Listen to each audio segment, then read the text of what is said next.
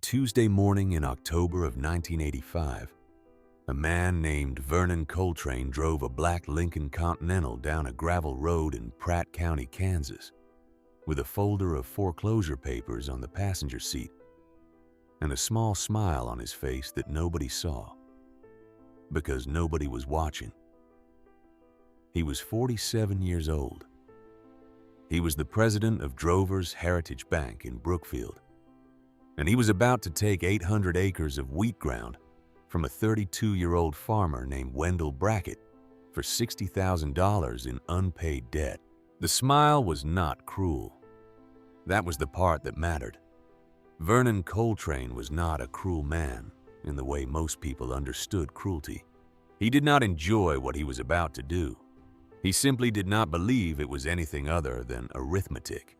Numbers had failed to add up, and now the land would change hands the way land had always changed hands when numbers failed to add up, which is to say, quietly on paper with signatures while the world kept turning. What Vernon Coltrane did not know, what he could not have known on that gravel road in October of 1985, was that the 32-year-old farmer waiting on the front porch of the house his great-grandfather had built in 1887 was already counting, not the debt, a different number. And it would take 8 years for Vernon Coltrane to understand what that number was. By the time he understood, it would be far too late. Let me tell you what that morning looked like. Because everything that came after everything in the 8 years that followed, every shell company and every parcel of land, and every quiet decision made at 2 in the morning by a man who refused to give up all of it, began with the way a Tuesday in October smelled in Pratt County, Kansas. It smelled like wheat stubble and diesel fuel, and something else that Wendell Brackett would later describe to his wife as the smell of 100 years burning down. Wendell stood on the porch with his hands in the pockets of his work jeans. His boots were the boots his father Otis had given him when he turned 18 14 years earlier, and they had walked every acre of those 800 acres more times than any man could count. The soles were worn smooth. The leather had taken on the color of the ground. He had refused to throw them away because his father had given them to him 5 years before his father died, and he was not yet ready to live in a world where everything from his father was gone. The Lincoln Continental came up the drive slow. Behind it came the sheriff's cruiser. Wendell watched both vehicles approach the way a man watches weather coming in across an open field, knowing there is nothing to do but stand where you are and let it arrive. Maeve was already in the truck with the children. That had been their decision the night before, made in the kitchen at the table where Wendell's mother had once rolled out pie crust on Sunday afternoons. Maeve would take Lorna and Silas down to the end of the drive when the bank arrived. They would not see their father lose the house. They would not see the deputies carry boxes. They would sit in the cab of the old Ford, and they would wait. Lorna was 8. Silas was 6. They did not understand what was happening. They had been told only that the family was moving and that moving was something families sometimes did, and that everything was going to be all right. Wendell did not know if that last part was a lie. He suspected it was, but he had said it anyway because there are some lies a father has to tell his children, even knowing they are lies, and this was one of them. Vernon Coltrane stepped out of the Lincoln. He was wearing a charcoal gray suit that probably cost more than the John Deere binder Wendell had bought used in 1979. He carried the folder with both hands the way a man carries something he wants to be seen carrying. The sheriff stepped out of the cruiser behind him. The sheriff was a man named Earl Plover, and he had gone to high school with Wendell's older brother before the older brother died of meningitis in 1971. Earl looked tired. Earl did not want to be there. Earl had a job to do. Vernon walked up the porch steps and stopped 2 boards away from Wendell. He did not extend his hand. That was a small mercy. The 2 of them had stood in this same configuration 5 times in the previous 18 months, in the bank's office on Main Street. And each time Vernon had extended his hand in the practiced way of a man who had been taught that handshakes were how civilized business was done. This time he did not extend his hand. Wendell noticed. Wendell would remember. "I am sorry it came to this," Vernon said. His voice was the voice he used in Pew 34 at the First Methodist Church on Sunday mornings, where he sat with his wife Pearl and his 2 grown children. The voice of a man who attended community functions. The voice of a man who chaired the Brookfield Lions Club. "Business is business," Vernon said. "The bank has obligations to its shareholders." Wendell did not answer. He stood in his father's boots on his great-grandfather's porch, and he counted. He counted the way Otis had taught him to count, which was the way every Brackett man had counted since the family had broken ground in Pratt County in 1887. He counted slow. He counted what was leaving, and he counted what could not leave. Land could leave. A house could leave. A boy's swing set in the side yard. The one Wendell had built with his own hands 2 summers earlier when Silas turned 4 could leave. The Farmall M tractor in the equipment shed could leave. The seed drill could leave. The combine could leave. But there were things that could not leave. There was what a man knew about ground. There was what a man knew about water and weather, and the way a wheat field looked in the 3rd week of June when the heads were filling.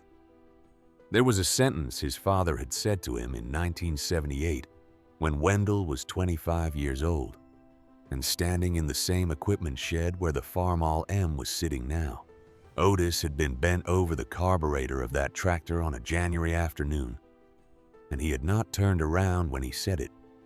He had said it to the carburetor, which meant he had said it to himself, which meant he was telling Wendell something he wanted Wendell to hear, without having to explain why. A man only really owns what nobody can take from him. Wendell had been 25. He had not understood. He had taken the sentence and put it somewhere in the back of his mind, the way a young man puts things he does not yet need.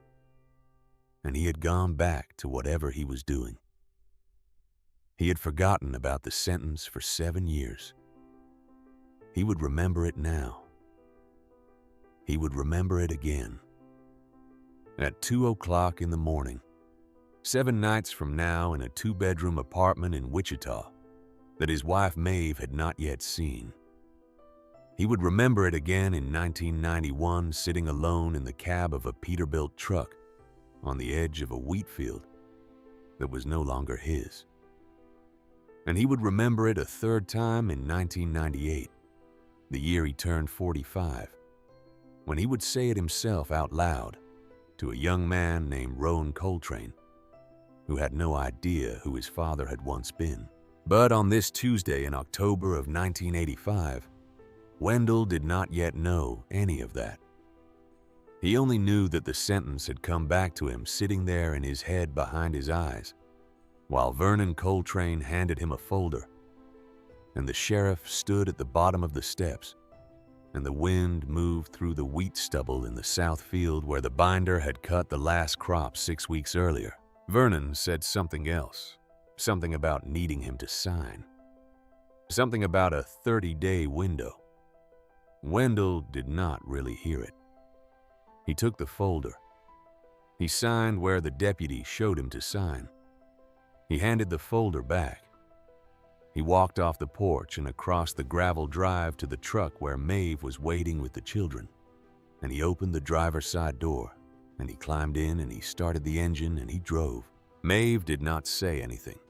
Lorna asked where they were going. Wendell told her they were going to a place in Wichita. Silas asked if they were going to come back. Wendell did not answer. Maeve put her hand on the back of his neck and let it stay there for a long moment. And that was when Wendell understood that he was not going to cry, not now, because crying was a thing for later, and there was a great deal of later coming. They drove. The sun was in the east. The wheat stubble in the fields they passed was the color of old gold. Wendell did the arithmetic in his head one more time, the way a man works at a stone in his shoe, even after he has already taken the shoe off. $60,000. That was the principal in arrears. The interest rate on the operating loan had been 18% for the previous 2 years, which was not a number Wendell had been able to negotiate, because in 1981, the prime rate had spent 6 months above 20%, and the bank had restructured every agricultural loan in the county, and Wendell's restructured note had carried language Wendell had not understood at the time. Wheat had been $4.20 a bushel in the spring of 1982. By the harvest of 1985, wheat was $2.30 a bushel. The math at $4.20 had been hard, but possible. The math at $2.30 had not been math. It had been a sentence pronounced slowly over the course of 3 growing seasons. He had grown 34 bushels to the acre on his best ground in 1984, which was a respectable yield. 800 acres at 34 bushels was 27,200 bushels. At $2.30 a bushel, that came out to $62,560 in gross revenue, from which he had to subtract seed and fertilizer and fuel and equipment payments and property taxes and insurance, and the operating loan interest, which by itself ran nearly $11,000 a year. By the time those numbers were subtracted, there was nothing left to put against the principal. There was, in fact, a hole. The hole had grown for 3 years. The hole had finally swallowed the farm. That was the math Vernon Coltrane had used. It was correct. Wendell could not argue with it. He had stopped arguing with it months earlier. But there was a different set of numbers underneath that math. A second set of numbers that Wendell had only recently begun to see, and the first time he saw them clearly was that night in a motel off the interstate west of Wichita, after Maeve and the children had finally fallen asleep on the queen bed, and he was sitting at the small particle board desk by the window with the folder Vernon had given him spread out under the lamp. Have you ever sat in the dark at a strange desk in a strange motel and read a document you had already signed 5 years earlier, and finally understood what it actually said? There is a particular kind of cold that runs through a man when that happens. It is not anger. Anger comes later. It is the cold of seeing for the first time the shape of the thing that has been eating you. The note Wendell had signed in March of 1981 had originally been a fixed-rate operating loan. He had read it then, or thought he had read it. He had been 28 years old. He had been working 70-hour weeks. The bank had been a place where his father and grandfather had done business for decades, and Vernon Coltrane had been a man Otis had played dominoes with at the Elks Club. Wendell had signed where Vernon had told him to sign. What he had not understood, what he understood now, sitting in that motel room while a semi-truck downshifted on the interstate outside, was that on page 7 of the original note there had been a clause Vernon had walked him past quickly. The clause permitted the bank at its discretion to convert the loan from a fixed-rate instrument to a balloon payment instrument, under conditions defined as material change in the lender regulatory environment. In June of 1983, 8 months after the second of 3 drought years had begun in Pratt County, the bank had exercised that clause. Wendell had received a letter. The letter had said the loan terms were being modified pursuant to Clause 7.3. The letter had not said what that meant. Wendell had taken the letter to the bank. Vernon had explained that some technical adjustments were being made and that the new payment schedule would be slightly different. Vernon had used the words slightly different. Wendell had not asked to see the math. Vernon had not offered to show him the math. The new payment schedule had arrived 2 weeks later. Wendell had looked at it and seen that the monthly payment had gone up by almost $300, and he had cursed the bank, and he had gone back to work.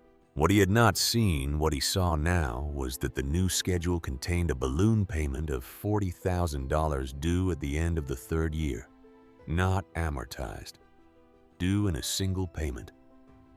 In June of 1986, but the letter Vernon had sent 18 months earlier, which was sitting at the top of the foreclosure folder Wendell was reading at the motel desk, accelerated that balloon.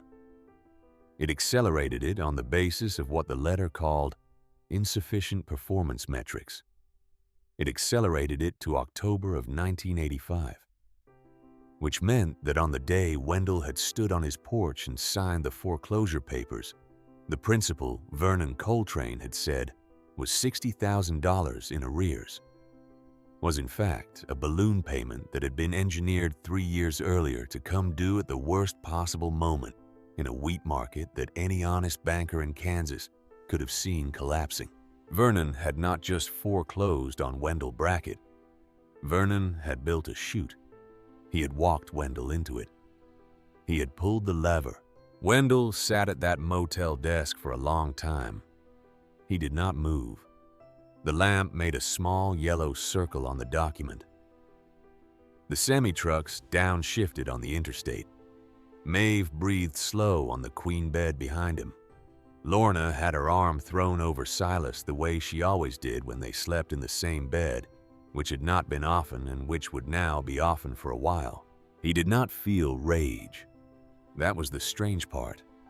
He had thought walking off the porch that morning that what he would feel by the end of the day was rage. He had thought that rage was the thing he would have to manage, the thing that would burn in him for years, the thing he would have to either feed or starve. But what he felt sitting at that motel desk was not rage. It was something much colder and much more useful. It was attention. He had spent 12 years farming and he had been good at it. He had inherited 800 acres and he had paid down a portion of the mortgage, and he had married a woman named Maeve Sutherland, whose father had owned a hardware store in Greensburg, and he had fathered 2 children. And he had buried his father, and he had not, in any of those 12 years, paid serious attention to how the bank made its money. He had paid attention to wheat. He had paid attention to weather. He had paid attention to the price of nitrogen fertilizer and the resale value of a 1971 John Deere 4020, and the optimal seeding rate for hard red winter wheat in soils with a pH of 7.2. But he had not paid attention to the bank. He had assumed the bank was something other than an opponent. He had assumed wrong. Sitting at that desk with the foreclosure folder open under the yellow lamp, Wendell Brackett began to pay attention. He did not know yet what he was going to do. He did not have a plan. The plan would not exist for years. But he understood that night in October of 1985 that there was a thing he had to learn. He had to learn how a bank worked. He had to learn what made a bank weak. He had to learn what Vernon Coltrane was afraid of. And he had to learn it slowly, without anyone noticing, the way a man approaches a deer in a tree line, taking one careful step every minute, and letting the air around him grow used to him. He took a sheet of motel stationery from the drawer of the desk. He picked up the cheap motel pen. At the top of the page, he wrote 4 words. "Where's the bank weak?" He stared at the 4 words for a long time. He underlined them. He turned the page over and started to write in the small, careful hand his mother had taught him before she died. Every question he could think of about how a small-town agricultural bank in Kansas operated. He did not have answers to most of the questions. That was fine. He had something more important than answers. He had questions and he had patience, and he had the rest of his life to find out. When he finally turned off the lamp, it was almost 4 in the morning. He climbed onto the bed beside his sleeping wife and lay there in the dark for the last hour before dawn. He did not sleep. He thought about the equipment shed. He had gone into the equipment shed earlier that day, After the Lincoln Continental and the sheriff cruiser had pulled away, and before the rental truck had come for the family belongings, he had needed to be alone for a few minutes. He had walked into the shed and closed the door behind him. The Farmall M had been there, the same red Farmall M his grandfather had bought new in 1953, the tractor on which Otis had been bent over the carburetor in January of 1978 when he said the sentence about ownership.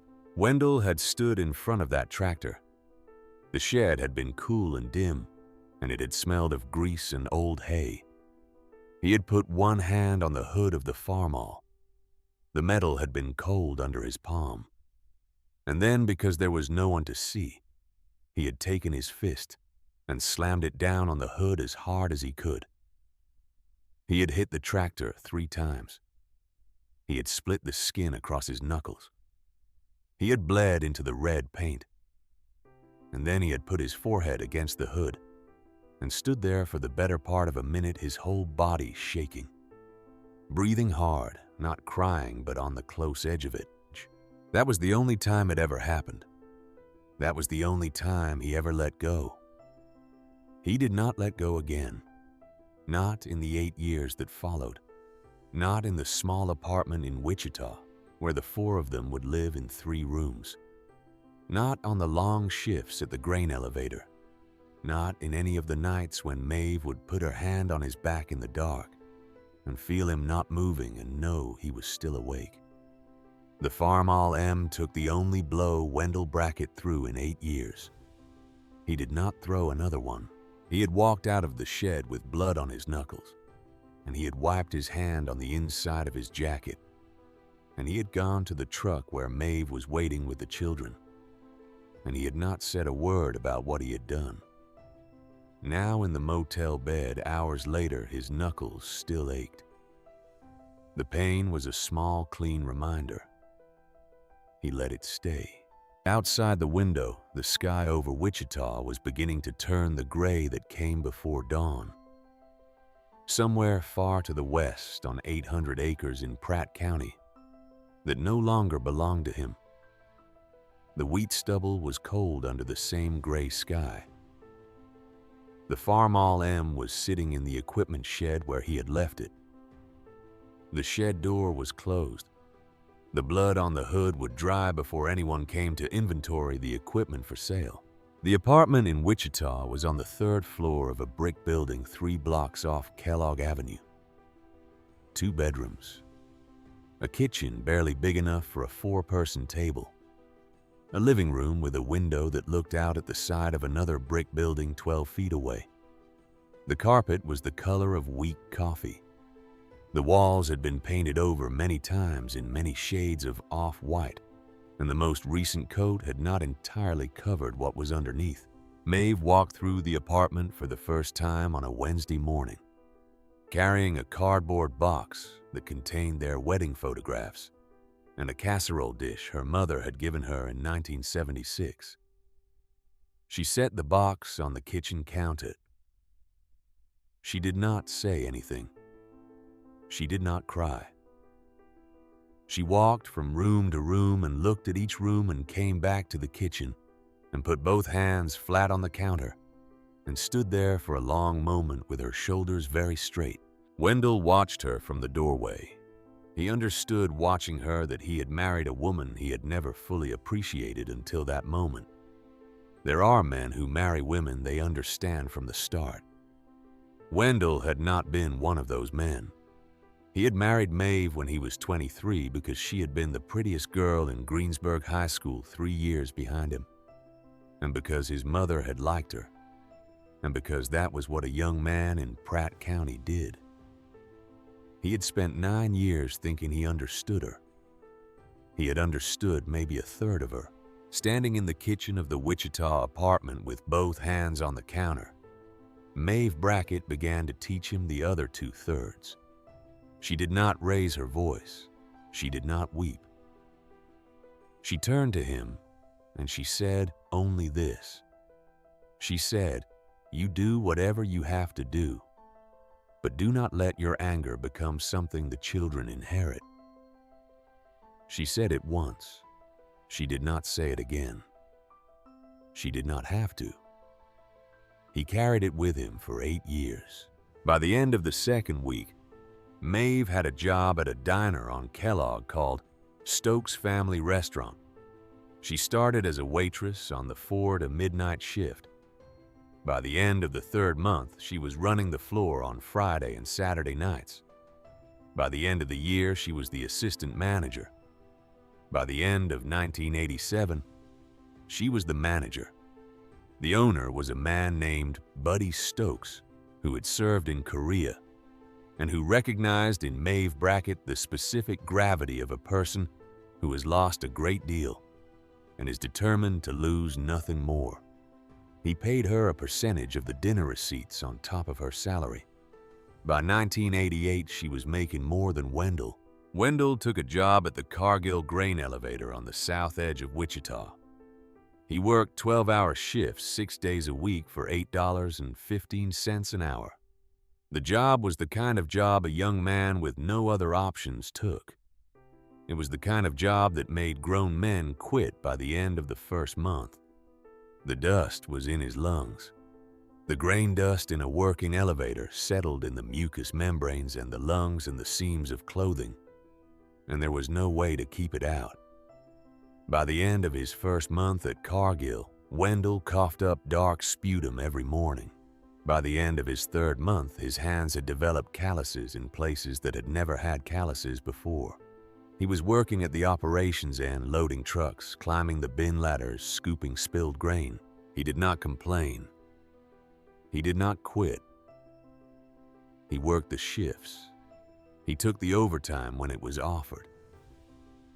He came home at 7 in the evening or at 7 in the morning, depending on the rotation, and he ate whatever Maeve had brought home from the diner. And he sat at the small particle board desk by the window and he read. He read everything. He read the Wall Street Journal, which he had Maeve pick up from the newsstand near the diner each morning. He read the Wichita Eagle business section.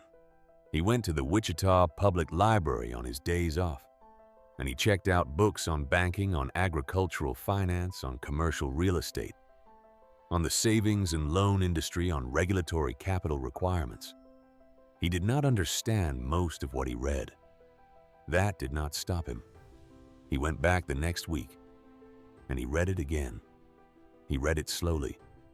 He underlined the sentences he did not understand, and he looked up the words.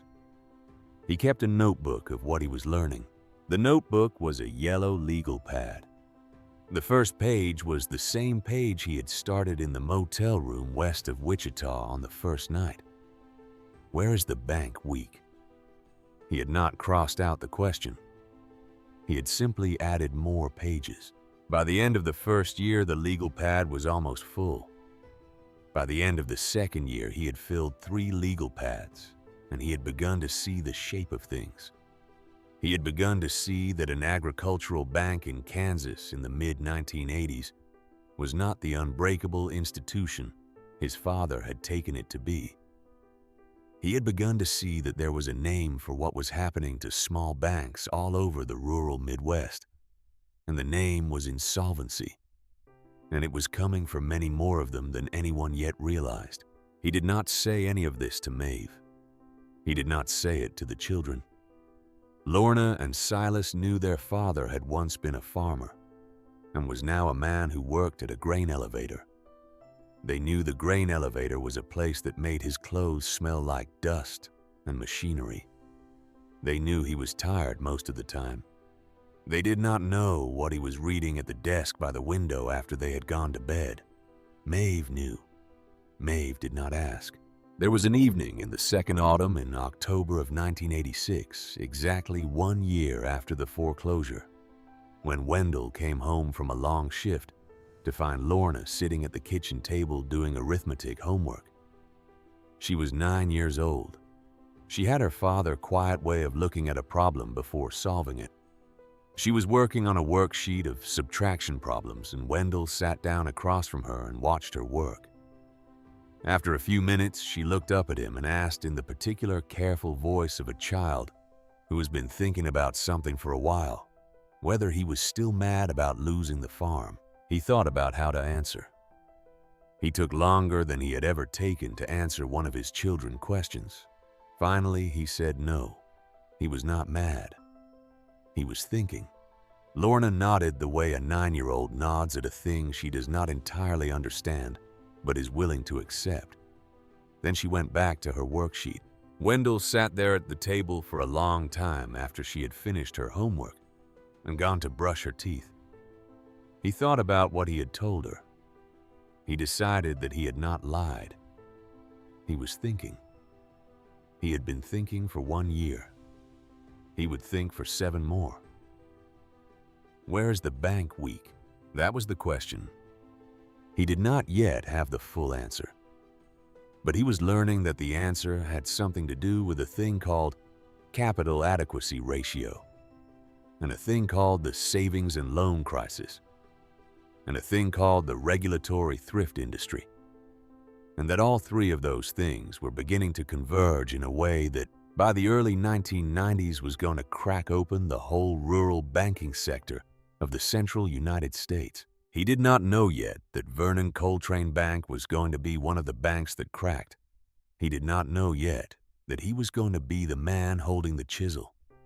He only knew sitting at the kitchen table in a 3rd-floor apartment in Wichita with his 9-year-old daughter, brushing her teeth in the bathroom, and his wife counting tips from the diner at the counter behind him that he was going to find out.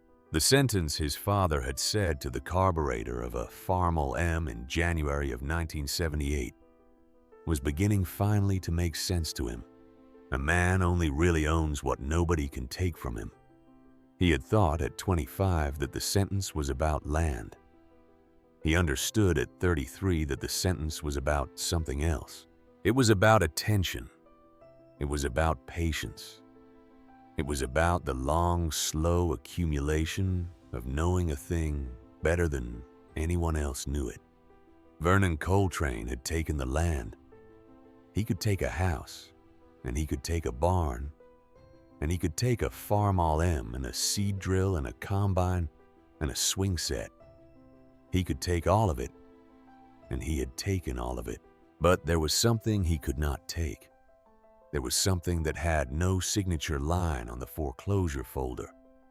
There was something that lived only inside a man, and that was where Wendell Brackett was going to make his stand. Outside the window of the apartment, the streetlights of Wichita came on one by one in the early autumn dusk. Wendell Brackett, 33 years old, sat at his kitchen table and turned to a fresh page in the yellow legal pad. He began to write. Let me tell you about the next 8 years, because that is where the story really lives. Anyone can be wronged. Anyone can lose a farm. The hard thing, the rare thing, the thing that almost nobody actually does is to take a wrong done to you and turn it slowly over a span of years into something the man who wronged you cannot defend himself against. Wendell Brackett did that. He did it without telling anyone. He did it while loading grain trucks at a Cargill elevator and reading library books at a kitchen table and watching his children grow up in a 3rd-floor apartment 3 blocks off Kellogg Avenue. He did it the way a man builds a stone wall, 1 stone at a time, no hurry. In the spring of 1986, Wendell was promoted at the elevator. The shift supervisor, a man named Ralph Pemberton, had noticed something about the new hire. Wendell did not talk much. Wendell did not complain. Wendell, when he was given a task, finished the task, and then found another task. Pemberton put him on the inbound scale weighing trucks as they came in with grain from the surrounding counties. The pay went from $8.15 to $9.20 an hour. More importantly, the inbound scale was where conversation happened. A grain elevator in central Kansas in the mid-1980s was a kind of crossroads. Farmers came in from a 100-mile radius. They sat in the cabs of their pickups while their loads were weighed. They drank coffee from the pot. Pemberton kept going by the office. They talked. They talked about weather and seed varieties and equipment auctions. They talked about which of their neighbors had lost their farms in the previous 12 months. They talked about banks. Wendell, sitting at the inbound scale with a clipboard and a pencil, listened. He did not ask questions. He did not have to. A man who weighs a truck is a man who is just doing a job, and farmers will say things in front of a man doing a job that they will not say in front of a man asking questions. Wendell heard the names of failed farms. He heard the names of the banks that had failed them. He heard more than once the name Drover's Heritage. He heard more than once the name Vernon Coltrane. He kept his face still. He wrote the weight on the clipboard. He waved the truck through. In the evenings, he wrote everything down, not in the legal pad. He had moved on from the legal pad. He had bought a small cloth-bound ledger at a stationery store on Douglas Avenue, and in the ledger he kept 3 columns. The first column was the name of a foreclosed farm.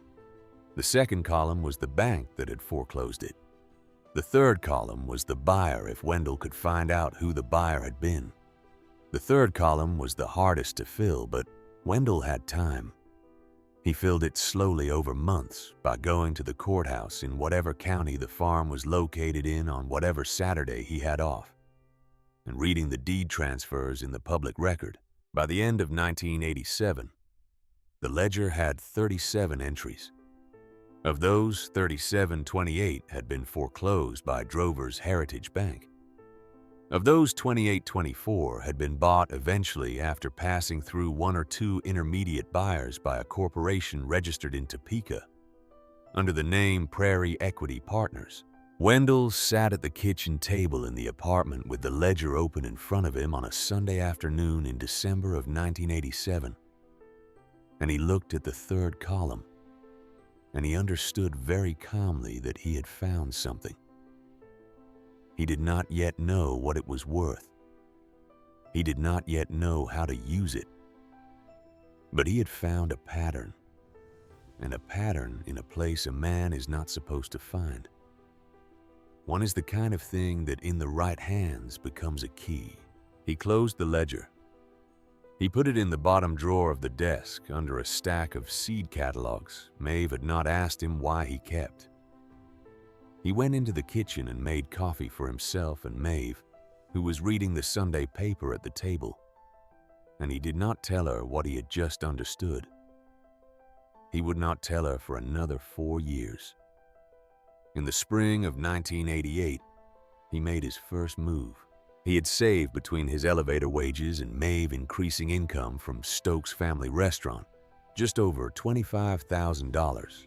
He drove to a town called El Dorado, 60 miles east of Wichita, where a man named Hollis Spangler was selling a small trucking company. Spangler was 68 years old. His wife had died the previous fall. He had 2 trucks, a Peterbilt 359 with a 3406 Caterpillar engine and 750,000 miles on the clock, and an older Kenworth that needed a transmission. He had 2 regular hauling contracts, both grain, both modest. He wanted out. He wanted cash. Wendell paid him $24,000 cash for the company, the 2 trucks, and the contracts. He did not finance any portion of the deal. The check cleared on a Tuesday.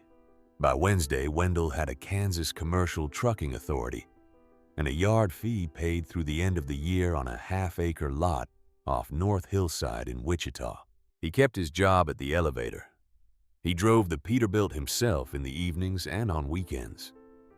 He ran the Kenworth, too, after he replaced the transmission with a salvaged unit he found through a contact at the elevator. He picked up a 3rd hauling contract through Pemberton, who had a brother-in-law in the seed business.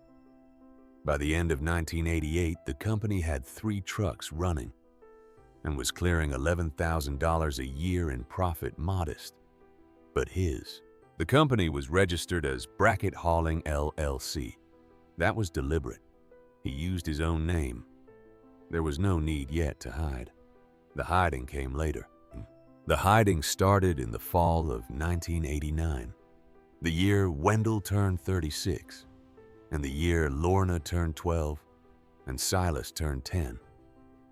And the year, the ledger told Wendell something he had been suspecting, and now confirmed.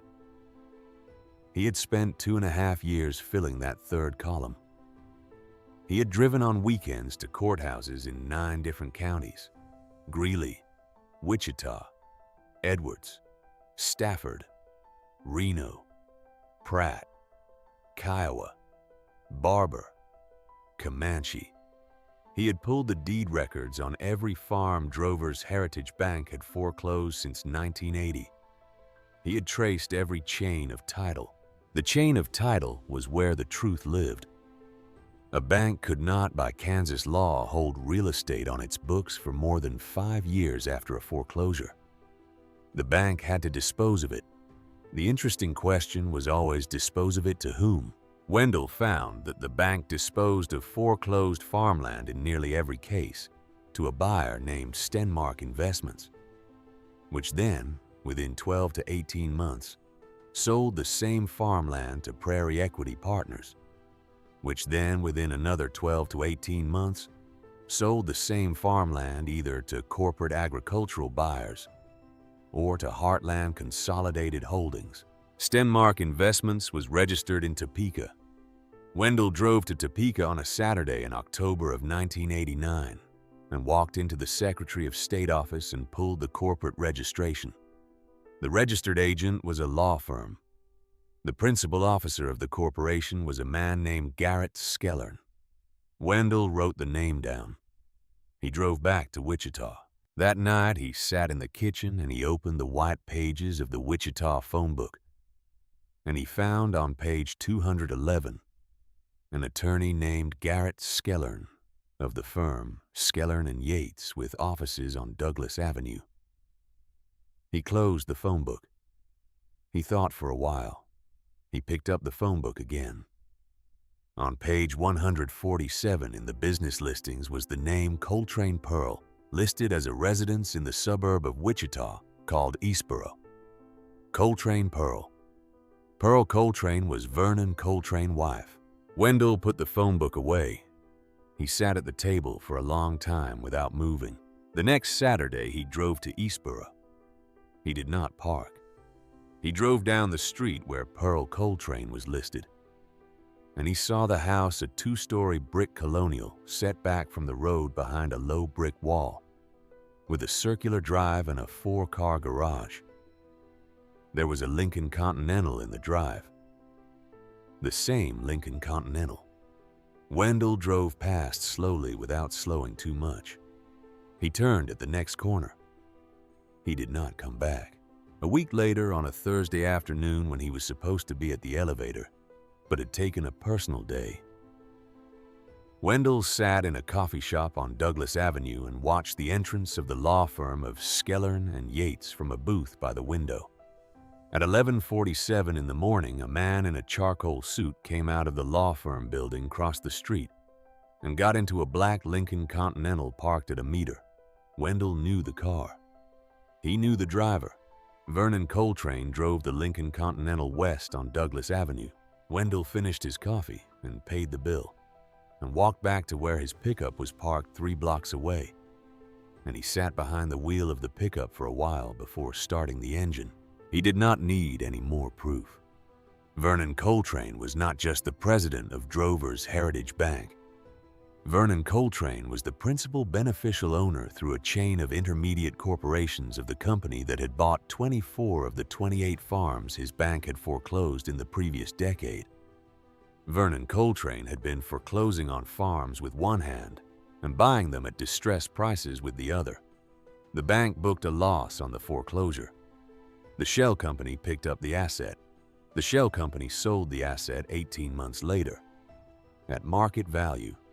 The profit, which on most of those farms ran to between 40 and 70%, went into Vernon Coltrane personal holdings. It was not just predatory. It was self-dealing of a kind that, if proven, would end Vernon Coltrane's career and probably put him in federal prison. Wendell drove home. He did not tell Maeve. He had by this time begun to think of his project the way a chess player thinks of a long game.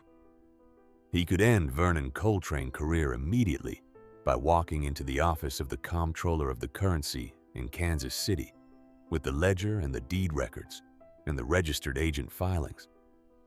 He had thought about it. He had decided against it. The reason he had decided against it was that ending Vernon Coltrane's career was not what he wanted. Ending Vernon Coltrane's career would put him in handcuffs. It would also, in the chaos that followed, allow Vernon Coltrane to liquidate the bank, quickly take whatever could be taken, and disappear into the same Arizona retirement that men like Vernon Coltrane always seemed to find when they needed it. Wendell wanted something different. He wanted Vernon Coltrane to lose the bank itself. He wanted Vernon Coltrane to sit alive and free and watching while the building that bore the name of his life work passed into the hands of a man whose face he could not at that moment even remember. To do that, Wendell needed to be patient. He needed to wait until the bank was already in trouble for reasons of its own. He needed to position himself so that when the trouble came, he was the only person in a position to make the kind of offer the bank could not refuse. He had read enough by 1989 to know that the trouble was coming. The savings and loan crisis was already 3 years deep. The Federal Home Loan Bank Board was buckling. The Resolution Trust Corporation was being formed. Across the rural Midwest, small agricultural banks were beginning to show the strain of their own loan portfolios. Drover's heritage was overextended in agricultural real estate at exactly the wrong moment, in exactly the wrong region. Wendell had read the bank quarterly call reports, which were public, and he had read them carefully. By 1989, the bank capital adequacy ratio had slipped to 5.8%. The minimum required was 8. The regulators had not yet acted, but they would. The only question was when. In the meantime, Wendell did the thing that 6 years later would matter more than anything else in the entire 8-year project. He began to buy real estate. He did not buy a lot of it at once. He bought slowly. He bought small parcels. He bought ugly parcels. He bought parcels nobody else wanted. He bought a vacant lot on 3rd Street in Brookfield in November of 1989 for $9,000 cash. He bought a former dry cleaner on Main Street in Brookfield in March of 1990 for $14,000 cash. He bought a parking lot behind the old Brookfield Hardware in June of 1990 for $17,500. He bought a vacant brick storefront across from the Methodist Church for $22,000. He bought on a whim the abandoned Sinclair gas station on the corner of Main and 4th for $11,000 and a tax lien. Each of these purchases was made through a different shell entity. He had set up 4 limited liability companies in Kansas under names that meant nothing. Brookfield Holdings, LLC, Pratt County, Land Trust, Heritage Fields Properties, LLC, Sutherland Capital, LLC. The last one was a small joke. Sutherland was Maeve's maiden name. He told her about Sutherland Capital, LLC the night he registered it. He did not tell her what the company was for. Each entity owned a few of the parcels. None of the entities had Wendell's name on the public filings. The registered agent in each case was a paralegal in Wichita named Linda Cosgrove, who Wendell had hired through a small classified ad in the back of the Wichita Eagle. Linda did not know what the entities did. She forwarded mail and filed annual reports for a flat fee of $250 per entity per year. She did not ask questions. Over the course of 1990 and 1991, Wendell acquired 43 parcels of real estate in downtown Brookfield, all within a 4-block radius of the Drover's Heritage Bank Building. The Drover's Heritage Bank Building, by the way, was a handsome 2-story limestone structure built in 1924, occupying the southwest corner of Main and 2nd Street. It had been the second building in Brookfield to have electricity. It had a vault on the ground floor and offices on the second. It was the most prominent commercial address in the town, and it shared a city block with 3 other commercial buildings, all of which by 1991 belonged through one shell or another to Wendell Brackett. The bank also had a parking lot on the alley behind it. The parking lot did not belong to the bank. It belonged to a corporation called Pratt County Land Trust. The bank leased it on a year-to-year basis for $140 a month. The lease had been signed by Vernon Coltrane in 1985. Vernon had not at the time examined who owned Pratt County Land Trust because in 1985 it had not mattered.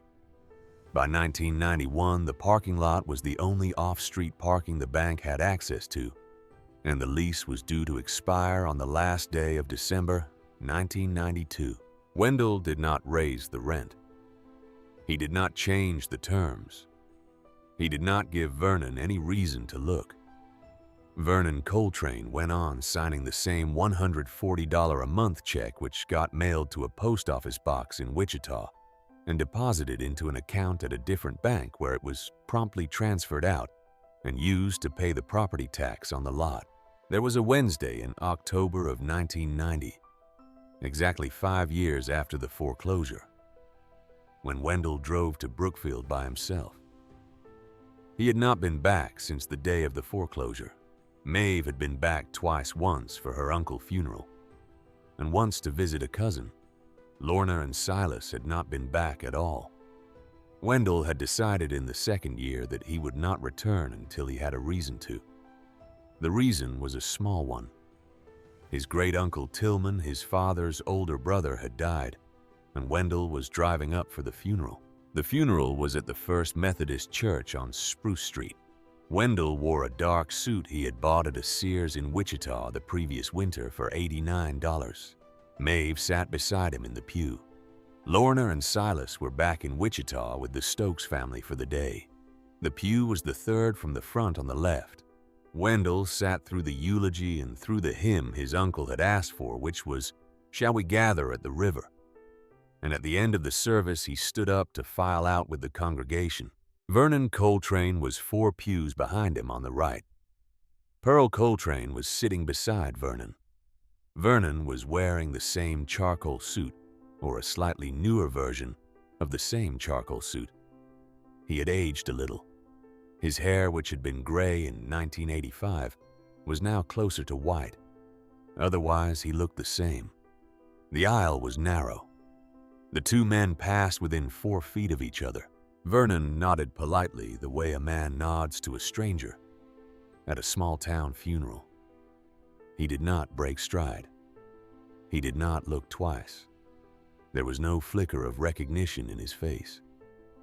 Vernon Coltrane was looking directly at the man whose family farm he had taken 5 years earlier, the foreclosure that had set in motion the worst 8 years of that man life. And he did not see him. Wendell nodded back the way a man nods to a stranger. He continued out of the church. Maeve was beside him. She had seen what had happened. She did not say anything. They walked across the gravel parking lot to the pickup. Wendell unlocked the doors. They got in. He started the engine. Have you ever been looked at by the man who took everything from you and seen in his face that he does not even remember your name? There is a particular kind of silence that follows. It is not anger. Anger is a much smaller thing than what follows. What follows is a kind of clarification, a kind of cold understanding of how much air a man like Vernon Coltrane has between himself and the consequences of what he does. He does not carry the memory. He does not need to. He has already moved on to other foreclosures. He has already forgotten. Wendell sat in the truck with his hands on the wheel for a moment before he put it in gear. He understood in that moment that the deepest weapon in his hand was not the ledger.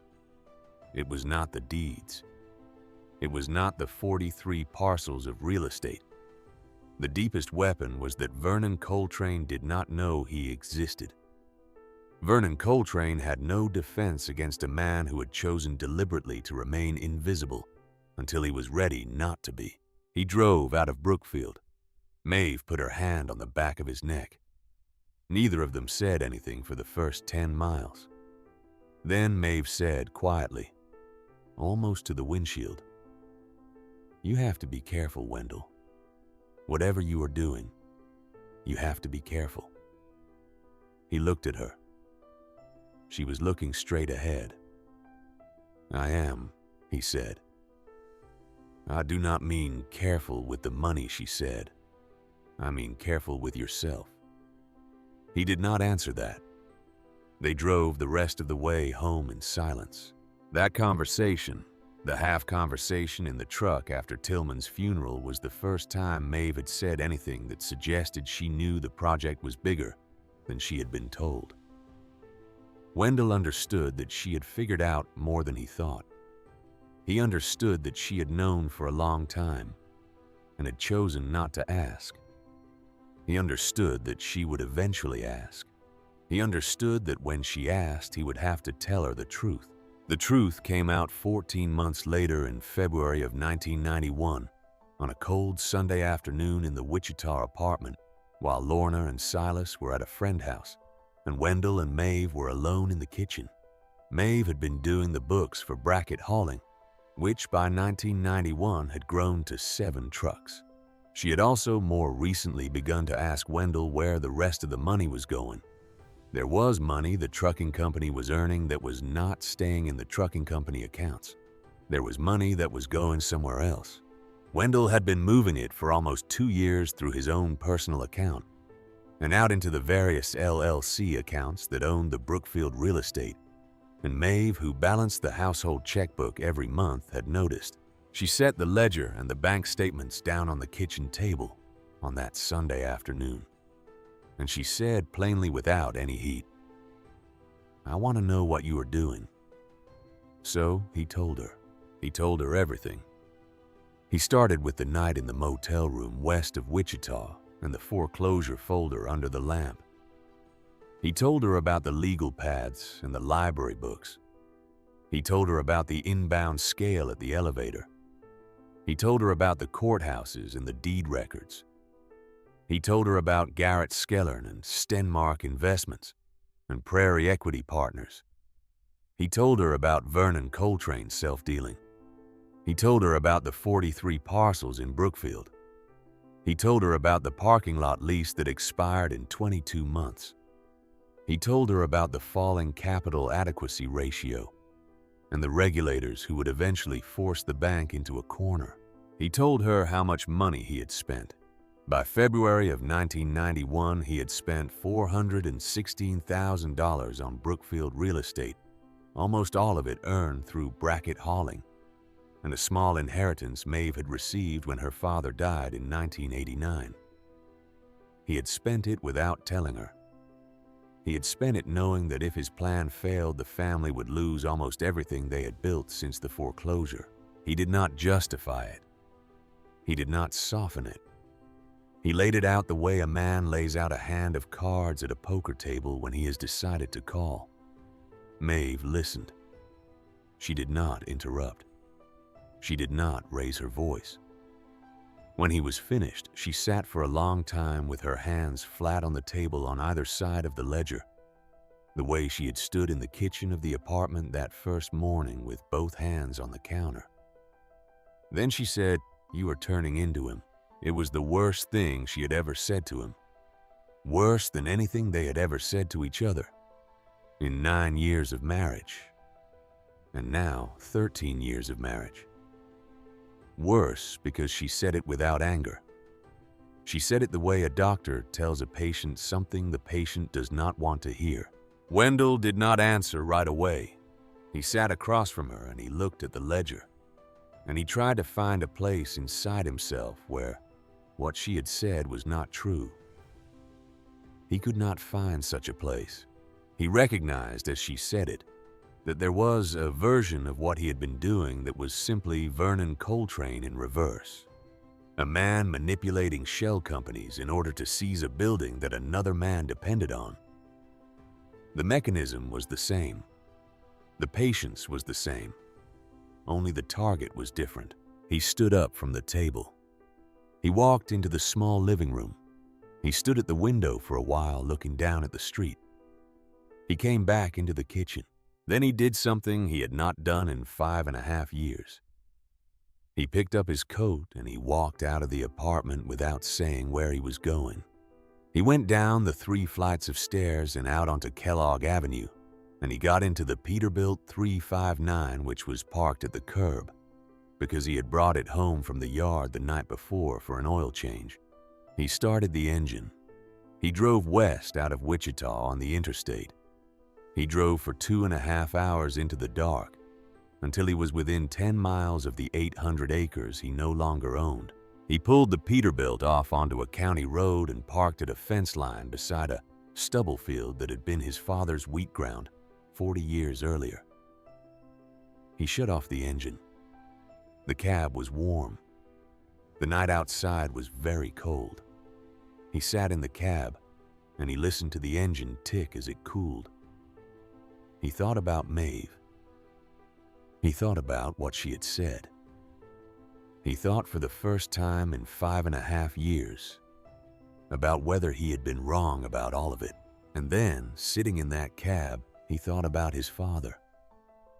Bent over the carburetor of the Farmall M in January of 1978, saying the sentence to the carburetor without turning around. A man only really owns what nobody can take from him. Wendell had thought for years that the sentence was a description of the world. He understood now in the cab of the Peterbilt at 1 a.m. that the sentence had also been a question. His father had been asking him a question. The question was, what is going to be the thing about you that nobody can take? That is the only thing that is really yours. You will spend your whole life finding out what that thing is. He had thought in the early months after the foreclosure that the thing about him that nobody could take was attention. He had thought in the years that followed that the thing about him that nobody could take was patience. He understood now that those were not the answers. Those were tools. They were not the thing. The thing was something else. The thing was the answer to the question Maeve had just asked him at the kitchen table. The thing was whether he could come out of the 8 years still being the man Otis had raised. Whether he could win the way he wanted to win without becoming the kind of man he wanted to beat. He started the Peterbilt. He drove the 2.5 hours back to Wichita. He arrived at the apartment at 10 minutes after 4 in the morning. Maeve was awake. She was sitting at the kitchen table in her bathrobe with the ledger still in front of her. He sat down across from her. "I'm going to finish it," he said. "But I'm going to finish it differently." She looked at him. He told her what he meant. He told her that when the bank fell into his hands, which it would, he was not going to liquidate it. He was not going to put Vernon Coltrane on the street. He was going to do something neither Vernon nor anyone else would expect. He was going to keep the bank running, and he was going to run it the way his father would have run it if his father had ever owned a bank. He was going to make it the bank that lent to small farmers in trouble. He was going to use Vernon's own machinery to undo what Vernon had done. He was not going to take more from Vernon than Vernon had taken from him. Maeve listened. When he was finished, she reached across the table and put her hand over his the way she had done in the truck on the day of the foreclosure. She did not say anything. She did not have to. He went into the bedroom and slept for 3 hours. He went to the elevator at 7. The shift went normally. By the end of 1991, he had quit the elevator job to focus full-time on Brackett hauling and the real estate operation. By the spring of 1992, the federal regulators had begun to look seriously at drovers' heritage. By August of 1992, the bank capital adequacy ratio had fallen to 4.1. By December of 1992, The regulators had issued an informal directive requiring the bank to raise additional capital within 90 days. By March of 1993, the directive had become formal, and the deadline was 30 days. By April of 1993, every commercial real estate office between Wichita and Kansas City had been canvassed by Vernon Coltrane personally, looking for a buyer for the bank building, and not a single offer had come in. There was a reason no offers had come in. Any potential buyer who took the trouble to look at the surrounding parcels found that all of them were owned by an opaque set of LLCs registered out of Wichita. Any potential buyer who tried to contact the LLCs reached a paralegal named Linda Cosgrove, who had been instructed to politely deflect every inquiry. Vernon Coltrane did not yet understand what was happening. He thought it was bad luck.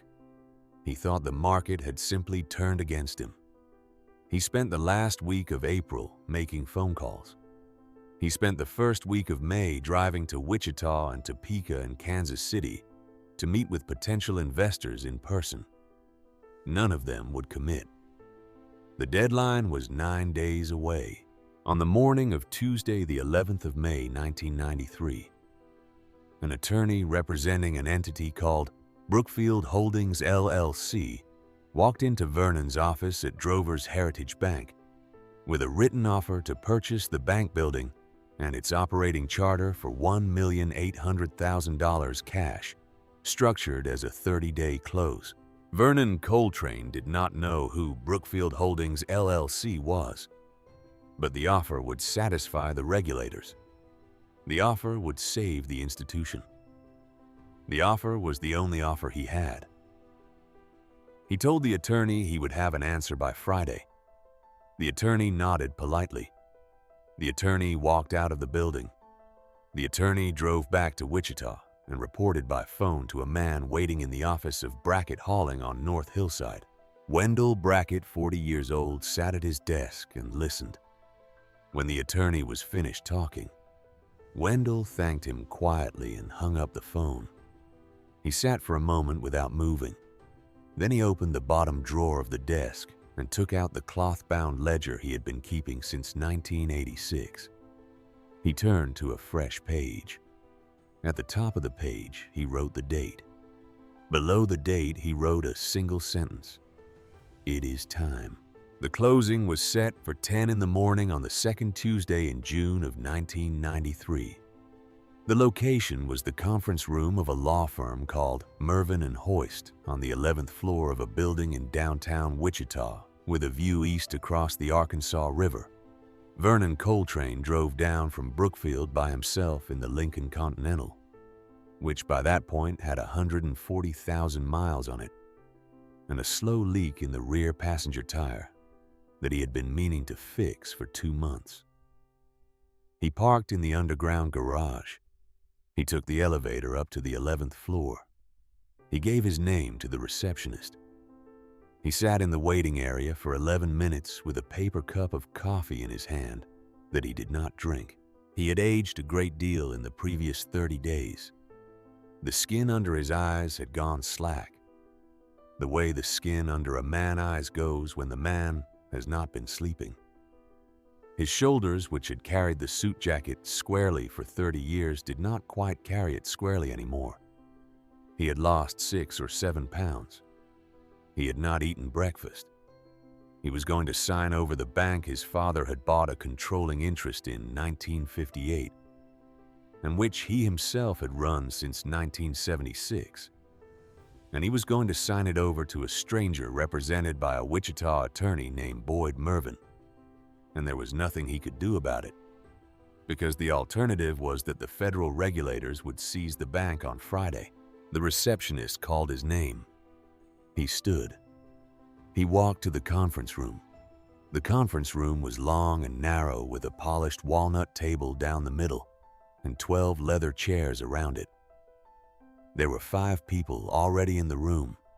Boyd Mervyn, the attorney for Brookfield Holdings LLC, a second attorney from the same firm taking notes, a notary, Vernon owned attorney, a man named Hayward Bell who had represented him for 22 years. And one other man. The other man was sitting at the far end of the table on the side facing the door. He was wearing a dark blue suit that did not quite fit the way an expensive suit fits. He had the build of a man who had spent his life lifting things. His hands, which were folded on the table in front of him, were the hands of someone who had done physical labor for many years. He wore a wedding ring and no other jewelry. He had a baseball cap on the table beside his right hand. The cap was navy blue and it had no logo. It was the kind of cap a man buys for $2 at a farm supply store. Vernon did not recognize him. Vernon assumed he was a representative of Brookfield Holdings, perhaps a paralegal or an investor along for the meeting. Vernon nodded to him politely. The man at the end of the table nodded back. His expression was even. There was nothing in it that gave anything away. The closing took 34 minutes. Vernon initialed every page of the purchase agreement. He signed the deed. He signed the assignment of the operating charter. He signed the personal guarantee release. He signed the leaseback agreement that allowed Drover's Heritage Bank to continue to occupy the building as a tenant for an initial term of 5 years with the lease renewable annually thereafter, on terms to be specified in an addendum that Vernon was being asked to read for the first time. The addendum was 3 pages. Vernon read it. He read it again. He looked up at Boyd Mervyn. "This addendum," Vernon said. His voice was quiet. He cleared his throat. "This addendum modifies the lending criteria of the bank." Mervyn nodded. "It modifies the criteria for agricultural lending." Mervyn nodded again. "It requires that any farmer who applies for an operating loan and who has been in business for at least 5 years in this region must be evaluated under a hardship review process that takes into account weather and commodity prices." Mervyn said, "Yes." "It requires the bank president to personally sign every foreclosure decision." Mervyn said, "Yes" again. Vernon read the addendum a 3rd time. He understood what the addendum was. He understood that the new owner of the bank had structured the lease such that he, Vernon Coltrane, in his capacity as continuing bank president, would have to personally approve every act of mercy and every act of foreclosure for the next 5 years. He understood that he would have to look every farmer in the eye on every application and every default and put his own pen to the paper. He understood that the new owner had taken the very practice that Vernon had used to ruin men quietly through bureaucratic distance and had reversed it. There would be no distance. Every decision would have Vernon Coltrane's signature on it. Vernon looked at Hayward Bell. Hayward Bell looked back at him with the resigned expression of a lawyer who has already explained that there is no leverage and that the alternative is regulatory seizure. Vernon signed the addendum. The notary stamped the documents. The signed originals were collected by the second attorney and placed in a manila folder. Boyd Mervyn slid a wire transfer confirmation across the table. The $1,800,000 had cleared into the bank account of Brookfield Holdings, LLC, 90 minutes earlier, and would be deposited into the bank-owned capital account within the hour, satisfying the regulator's capital adequacy demand with 18 hours to spare. It was done. Vernon sat for a moment without moving. He looked at his hands on the table. He looked at the manila folder. He looked at the wire transfer confirmation. He understood that he had just signed away his life work to a stranger, and that the stranger's attorney had not at any point in the previous month given him the slightest indication of who the stranger actually was. He looked up. "May I ask," Vernon said, "who I have just done business with?" The man at the far end of the table reached over and picked up his baseball cap. He turned it slowly in his hands the way a man turns a thing he has been holding for a long time.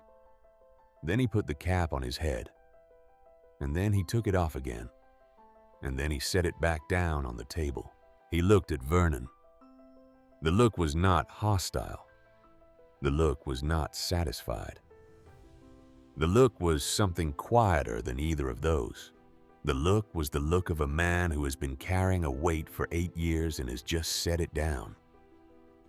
"Hello, Vernon," the man said. "Remember me?"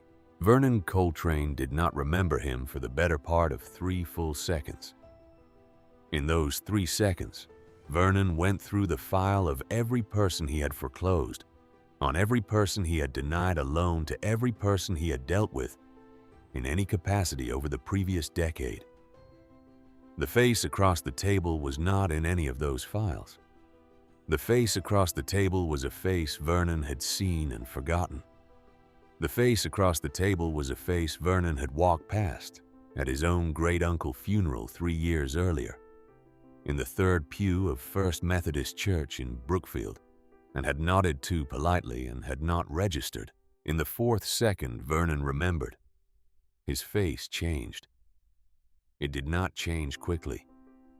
It changed slowly the way a wall changes when the mortar starts to fail and the stones begin to settle. The blood went out of his cheeks. His mouth opened slightly. His hands, which had been folded on the table, came apart and rested flat on the wood. "Brackett," he said. The word came out without a sound at first. He said it again. Brackett. Wendell Brackett nodded once. "You have been here," Vernon said, slowly, the whole time. Wendell did not answer that. The answer was already in the room. Vernon looked down at the table. He looked at the manila folder. He looked at the lease addendum which he had just signed, requiring him to personally approve every agricultural loan decision in the county for 5 years. Knowing now that the man he would be signing those decisions to was the man he had ruined in October of 1985. He understood all at once what had been built around him. He understood the 43 parcels. He understood the parking lot lease. He understood why no buyer had come forward in the previous month. He understood what Brookfield Holdings was. He understood that the foreclosure he had filed 8 years earlier on a 32-year-old wheat farmer with $60,000 of debt and a dying market had created in the body of that farmer a slow and patient and absolutely unstoppable engine, and that the engine had now arrived. He did not speak for a long time. When he spoke, what he said was not what either of his attorneys expected him to say. He did not threaten. He did not protest. He did not say, "You cannot do this." He looked across the table at Wendell, and the expression on his face was the expression of a man who has just understood something about himself that he had not until that moment been able to see. Vernon said, "Your father told me something once." Wendell waited. "Your father told me something at the Elks Club one night. We were playing dominoes. It was 1979. He said something to me about ownership. I do not remember the exact words. I remember thinking at the time that it did not mean very much. I remember thinking that your father was a nice old man who farmed a piece of ground. His grandfather had broken, and that he had a small philosophy about life, and that the philosophy was charming." Vernon paused. "I do not remember the exact words he said, but I remember that he was trying to tell me something. I did not listen. I think now that I should have listened." Wendell sat across the table and looked at him. The conference room was very quiet. The 2 attorneys on Mervyn's side were watching with the careful blank faces of professionals who understand they are witnessing something they will never be allowed to discuss. Hayward Bell was looking at his own hands. Wendell did not feel triumphant. He had thought in the 8 years leading up to this moment that he might feel triumphant. He had imagined this room many times in his head. He had imagined the moment when Vernon Coltrane realized who had bought the bank. He had imagined that he would feel something close to pleasure. What he felt was not pleasure. What he felt was tired. Tired in the way a man is tired after a long harvest. He had carried a thing for a very long time. The carrying was over. There was no joy in it. There was only the absence of weight. He said the words my father said were these: "A man only really owns what nobody can take from him." Vernon nodded slowly. Wendell stood up. He picked up his cap. He nodded to Boyd Mervyn and to the second attorney and to the notary. He nodded to Hayward Bell. He looked at Vernon one more time. "You are going to keep your job," he said. "For now. You are going to come to work every day. You are going to look at every loan application that crosses your desk. You are going to look at the farmer on the other side of the desk. You are going to remember what it was like to look at me on the porch in October of 1985. And then you are going to make a decision. You are going to make it with your own hand. You are going to put your name on it." He paused. "I am not going to tell you what decision to make," Wendell said. "I am not going to write a memo. I am not going to give you a script. I am going to leave it to you. You are the bank president. You will decide." He put on his cap.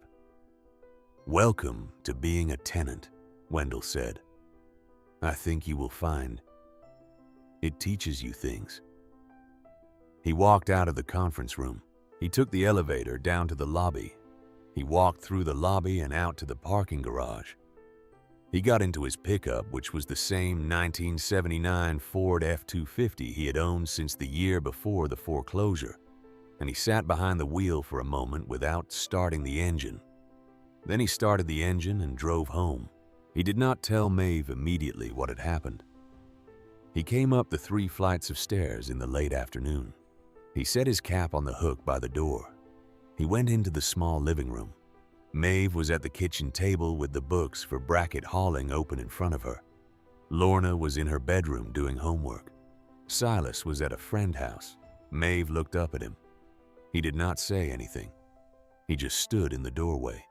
After a moment, he sat down across from her at the table. She looked at his face, and she understood without him having to say it. "You did it," she said. He nodded. She closed the ledger. She got up. She walked around the table. She put her arms around his shoulders from behind, and she stayed there for a long time, without saying anything. Then she went into the kitchen and started supper. Within 30 days of the closing, Wendell repurchased the 800 acres of his father's farm. The land had passed after the original foreclosure through Stenmark Investments, and then into Prairie Equity Partners, and then in 1989 had been sold to a corporate agriculture concern called Continental Grain Holdings, which had farmed it as part of a 4,000-acre block managed out of an office in Garden City. Continental had operated the land on a tight margin for 4 years. They had run sweep tillage and high-input synthetic fertilizer programs. The soil organic matter was down. The yields had not been good in the last 2 seasons. By the spring of 1993, Continental was reorganizing its Kansas holdings, and the 800 acres that had been the Brackett farm were on a list of parcels available for sale. Wendell paid $340,000 cash. The check was drawn on the same Brookfield Holdings LLC account that had purchased the bank building. The closing took 2 weeks. The deed was signed on a Wednesday in late June of 1993. Wendell drove out to the property on the following Saturday. He went alone the first time. Maeve had offered to come. He had told her he wanted to walk it once by himself. She had understood. The house was still there. The paint was peeling. The porch boards on the south side had warped from years of unmaintained weather exposure. The screen door was missing. The windows in the upstairs bedroom where Lorna had slept were broken. The kitchen, when he opened the back door, smelled of mice and old dust, and the particular emptiness of a house no one has lived in for a long time. The equipment shed was on the north side of the yard, set back about 120 feet from the house. Wendell walked across the gravel drive to the shed. He stood at the door for a while before he opened it. Then he opened the door and stepped inside. The Farmall M was still there. It had been there for the entire 8 years. Continental Grain Holdings had not bothered to remove it. It had been listed on the original auction inventory in 1985. But the buyer of the equipment, a small implement dealer in Kingman, had taken everything except the Farmall, which had been deemed too old and too small to move profitably. So the Farmall had stayed where Wendell had last touched it on the morning of the foreclosure. 8 years of dust on the hood, mouse droppings in the seat, a spider colony in the engine compartment. The tires were flat. The battery was a corroded brick. Wendell walked up to the tractor. He stood in front of it. The hood still had 3 small rust spots on it from the morning of October 9th, 1985, where his blood had dried into the paint and where the moisture had eventually pulled the metal up underneath. He had forgotten about the rust spots. He had forgotten about the blow he had thrown against that hood. He stood there and he looked at the rust spots, and he understood for the first time in 8 years that he had been waiting all this time to come back to this tractor. He put his hand on the hood. He left it there for a long time. Then he went outside, and he walked the south field and the west field and the bottom ground along the creek. And he walked the fence line where his father had walked the fence line every spring for 40 years, and where his father's father had walked it before him, and his great-grandfather before that. He walked until the sun was low and the shadows of the cottonwoods along the creek were long across the stubble. He sat on the front porch as the dark came on. He did not cry. He had not cried at the foreclosure. He had not cried in the motel room west of Wichita. He had not cried in the cab of the Peterbilt at 1 a.m. in February of 1991.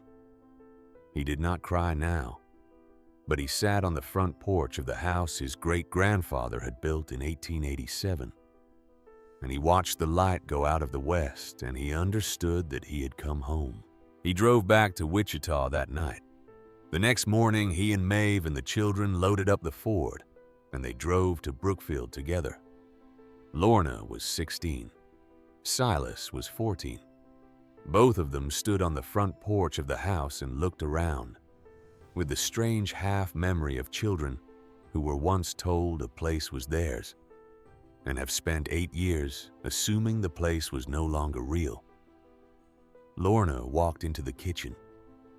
She walked through the dining room. She climbed the stairs. She went into the bedroom that had been hers, with the broken windows and the mouse-damaged carpet, and she sat on the floor in the corner for a few minutes by herself. When she came down, her face was composed. She did not say anything to her father. She put her hand on his arm as she walked past him toward the porch. That was enough. The family did not move back into the house immediately. The house needed too much work. They lived in Wichita for 1 more year while contractors worked on it. They moved back in the summer of 1994. Wendell put a new metal roof on the equipment shed. He had the Farmall M restored over the winter by a retired mechanic in Hutchinson who specialized in 1950s Farmalls. The mechanic, when he delivered the tractor back in March of 1994, looked at the rust spots on the hood and asked Wendell if he wanted them sanded out and the hood repainted. Wendell told him to leave the rust spots alone. Vernon Coltrane lasted 10 months as president of Drover's Heritage Bank under the new ownership. He came to work every day. He looked at every loan application. He approved a higher percentage than he had ever approved before. The new lease addendum did what Wendell had designed it to do, which was to put Vernon face to face every morning with the consequences of the policies he had built his career on. He could no longer hide behind the loan committee. He could no longer hide behind clauses on page 7. Every farmer in financial distress in 3 counties came through his office, and Vernon had to look at each of them. And Vernon had to sign the paper that determined what happened next. For 10 months, he did the work. He approved loans he would have denied a year earlier. He gave hardship extensions he would have refused before. He sat with widows and with young farmers and with the kind of people he had spent his career processing through a bureaucratic distance he had carefully maintained. He found over those 10 months that he could not maintain the distance. The distance had been the thing that had kept him whole. Without it, he was something else. He did not know what he was. He resigned in March of 1994. He was 57 years old. He took early retirement. He sold the brick colonial in Eastboro. He and Pearl moved to a smaller house in Scottsdale, Arizona, where Pearl had a sister. Vernon took up golf. He played 4 mornings a week at a public course called Papago. He was a bad golfer and he never improved. On the day he left Brookfield, he came by the bank in the afternoon to clear out his office. Wendell was at the bank that day. They had not spoken to each other since the closing in June. Vernon walked into the lobby with a cardboard box in his arms. Wendell saw him through the window of what had been Vernon office and was now the office of a new president named Dawn Fellers, a woman Wendell had hired out of a bank in Hayes, who had grown up on a farm and understood what the addendum was for. Wendell came out of the back. The 2 men met at the front door of the bank. The lobby was empty except for a teller and 1 customer. Vernon set the cardboard box down on the floor.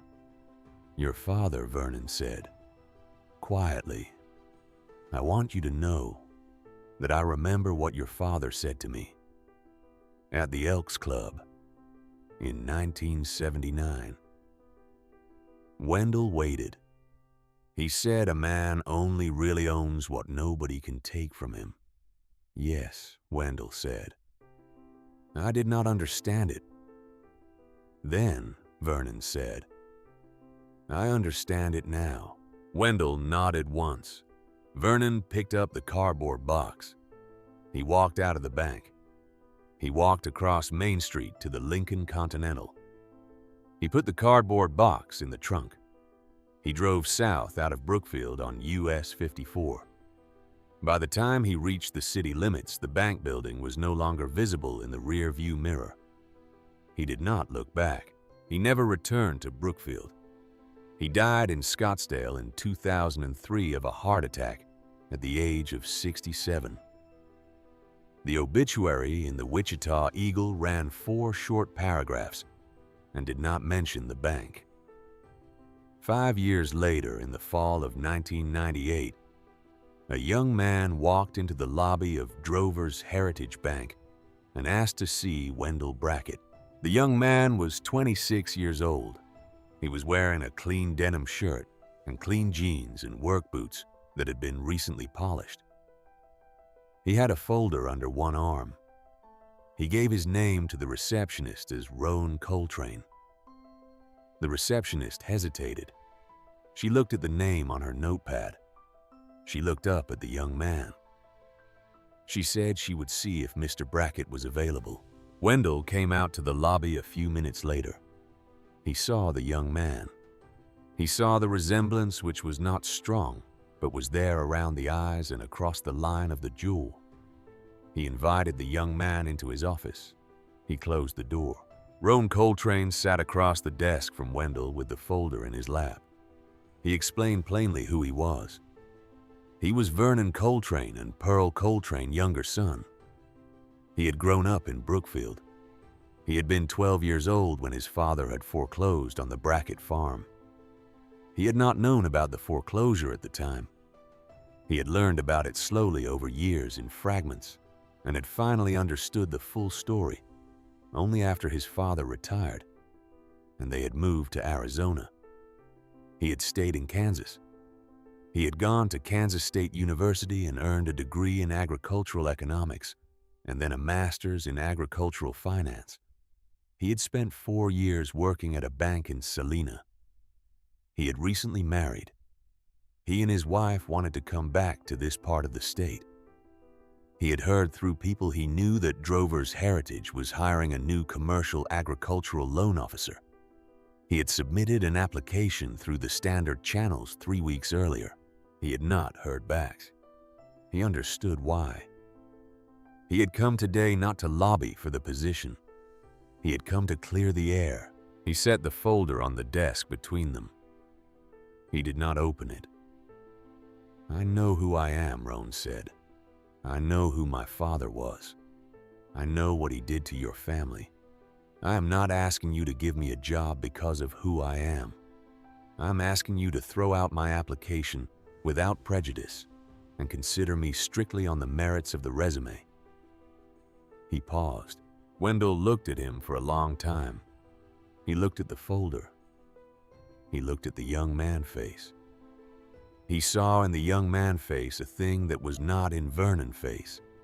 He saw a man who had thought hard about a wrong his father had done and had decided on his own to walk into a room and name it directly.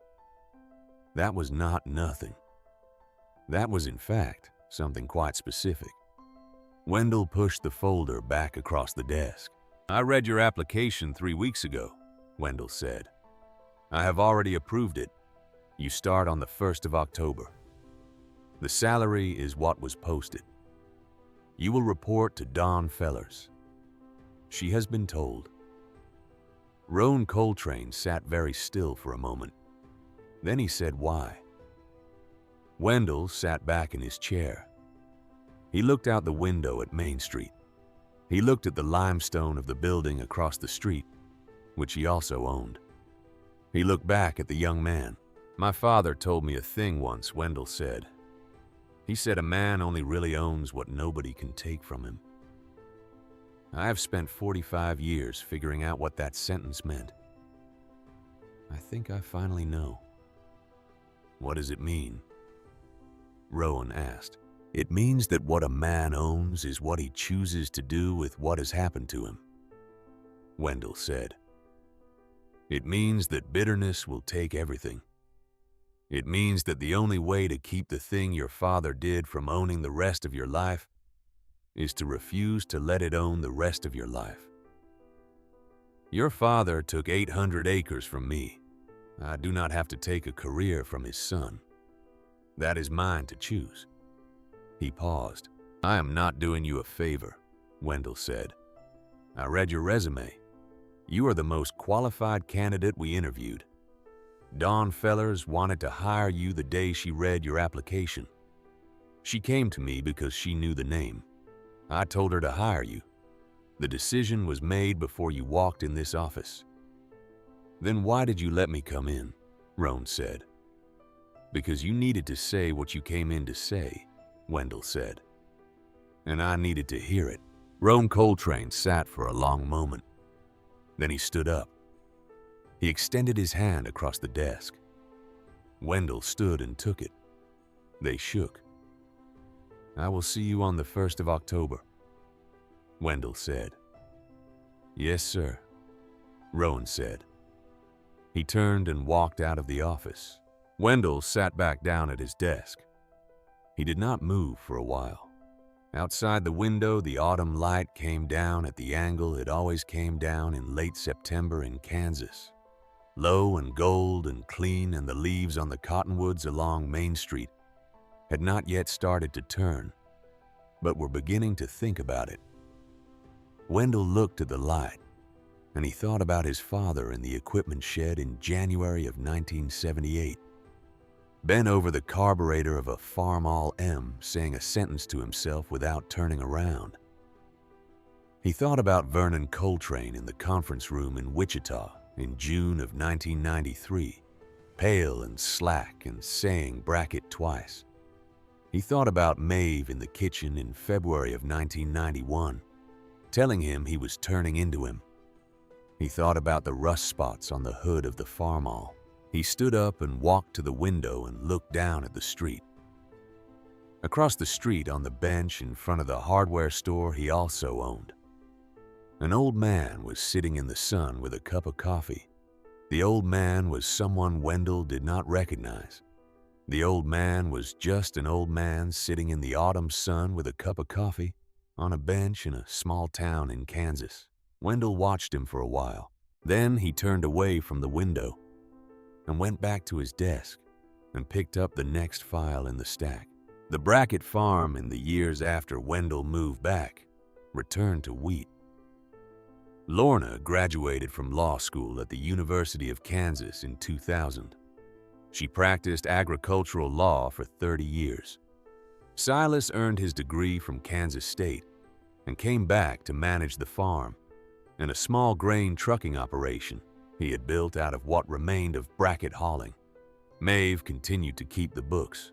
Wendell ran the bank until 2010 and then turned it over to Don Fellers and retired to the farm where he raised wheat in the way his father had raised wheat and his great-grandfather had raised wheat before him. The Farmall M sat in the equipment shed once a year on the morning of the second Tuesday in October.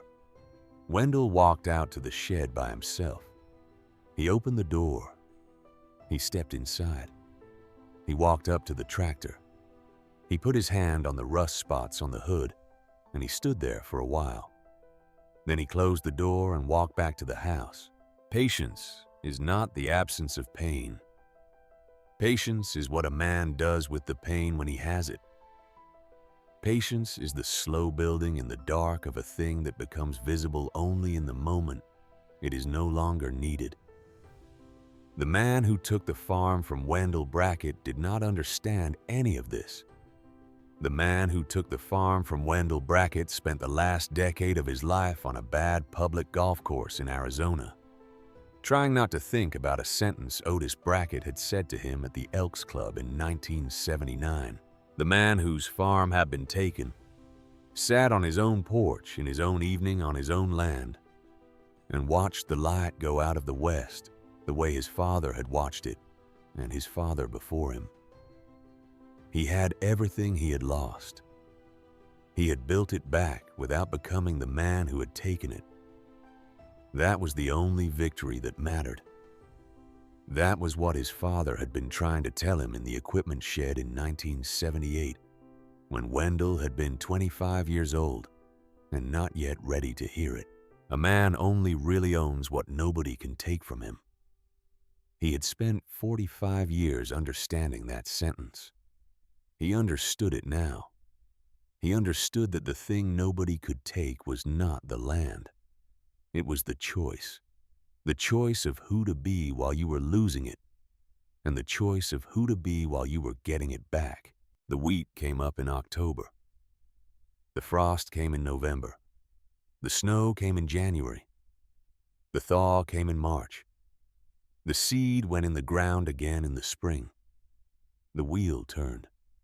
The land remembered. The man finally was at peace.